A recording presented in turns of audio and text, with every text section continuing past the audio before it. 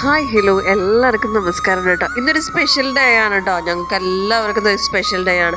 ആ special day എന്താണെന്ന് പറഞ്ഞ് മനസ്സിലാക്കി തന്നാലും നിങ്ങൾക്കത് മനസ്സിലാക്കാൻ പറ്റില്ല. അതിന് നല്ലത് പറയാതിരിക്കുന്നതാണല്ലോ.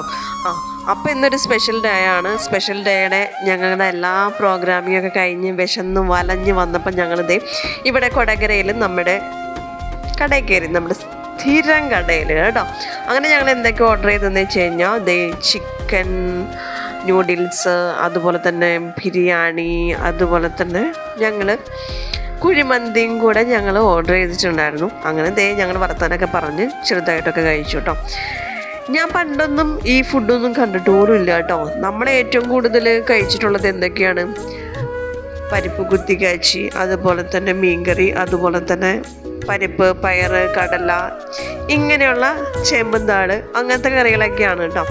കൂടിയ ഞങ്ങൾക്കൊരു സ്പെഷ്യൽ ഫുഡ് കിട്ടുന്നത് എന്താണെന്നറിയാമോ? പൊറോട്ട, ബീഫ് ചാറ്. അതിനപ്പുറത്തേക്ക് ഒരു സ്പെഷ്യൽ ഫുഡ് കിട്ടുന്നത് എന്താണെന്നറിയാമോ? ഞായറാഴ്ച ഒന്നെങ്കിൽ ചിക്കൻ കറി അല്ലെങ്കിൽ ബീഫ് കറി.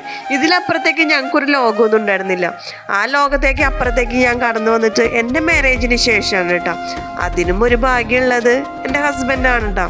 കാരണം എനിക്ക് വെറൈറ്റി ഫുഡൊക്കെ ടേസ്റ്റ് ചെയ്യാൻ തരുന്നതും ഞാൻ ചെയ്തിട്ടുള്ളതും പുള്ളിയുടെ കയ്യിൽ എന്നെ കിട്ടിയതിന് ശേഷമാണ് ഞാൻ ടേസ്റ്റ് ചെയ്തിട്ട്. പുള്ളി ടേസ്റ്റ് ചെയ്തിട്ടുണ്ട്, അപ്പം എന്നെ ടേസ്റ്റ് ചെയ്യിപ്പിക്കണമെന്ന് ആൾക്ക് ഭയങ്കര മോഹമാണ്.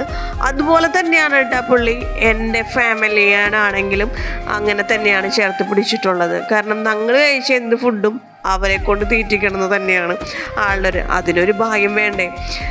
അതാണ് എല്ലാവരും ഒരേപോലെ കാണാൻ ഒരു മനസ്സുള്ളത് നല്ലതല്ലേ. എനിക്കും അത് ഭയങ്കര ഇഷ്ടമാണ് കേട്ടോ. കാരണം നമ്മുടെ കാരണന്മാർ ഇതൊന്നും കഴിച്ചിട്ടുണ്ടാവില്ല. അപ്പം എല്ലാവരും ഇതൊക്കെ ടേസ്റ്റ് ചെയ്യണം എന്നുള്ളൊരു കാര്യത്തിലാണ്. നമ്മളെ കൊണ്ടല്ലേ അതൊക്കെ പറ്റുള്ളൂ. അങ്ങനെ ഞങ്ങൾ ഫുഡ് ഞാൻ മുന്നൊക്കെ വേസ്റ്റ് ചെയ്യാറുണ്ട്. കാരണം നമുക്ക് അളവ് അറിയില്ലായിരുന്നു. ഇപ്പോൾ വേസ്റ്റ് ചെയ്യുന്ന പരിപാടിയൊന്നുമില്ല കേട്ടോ. ഞാൻ കറക്റ്റ് അളവിനൊക്കെ നോക്കിയിട്ടൊക്കെയാണ് ഓർഡർ ചെയ്യുള്ളൂ. പിന്നെ ഓർഡറൊക്കെ ചെയ്ത് വയറൊക്കെ നിറഞ്ഞ് നടക്കാൻ പറ്റാണ്ടൊക്കെ നടന്ന് ബില്ല് പേ ചെയ്യാനൊക്കെ പോയി.